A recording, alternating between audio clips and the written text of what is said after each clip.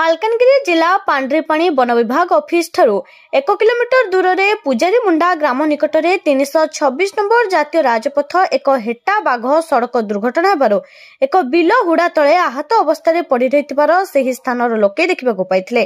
ତେବେ ପାଣ୍ଡ୍ରିପାଣି ବନ ବିଭାଗକୁ ଫୋନ ମାଧ୍ୟମରେ ଜଣାଇଥିଲେ। ତେବେ ସୂଚନା ପାଇବା ପରେ ତୁରନ୍ତ ପାଣ୍ଡ୍ରିପାଣି ବନ ବିଭାଗ ମାଲକାନଗିରି ଉପରସ୍ଥ ଅଧିକାରୀଙ୍କୁ ଜଣାଇବା ପରେ ମାଲକାନଗିରିରୁ ତୁରନ୍ତ ପହଞ୍ଚି ମାଲକାନଗିରି ବନ୍ୟଜନ୍ତୁ ଉଦ୍ଧାରକାରୀଙ୍କୁ ସ୍ୱତନ୍ତ୍ର ଟିମ୍ ଆସି ଆହତ ହେଟା ବାଘଟିକୁ ଦେଖିବାକୁ ପାଇଥିଲେ। କିନ୍ତୁ ଯେତେବେଳେ ଦେଖିଲେ ବାଘଟି ରାଗରେ କାମୁଡ଼ିବାକୁ ଆସୁଛି ସେଥିରେ ଚ୍ୟାଲେଞ୍ଜ ସୃଷ୍ଟି କରିଥିଲେ। ସେପଟେ NH 326 ନମ୍ବର ରାସ୍ତା କଡ଼ରେ ହେଟା ବାଘକୁ ଦେଖିବାକୁ ଲାଗି ଲୋକ ପ୍ରଚୁର ଭିଡ଼ ବି ଜମିବାରେ ଦେଖାଯାଇଥିଲା।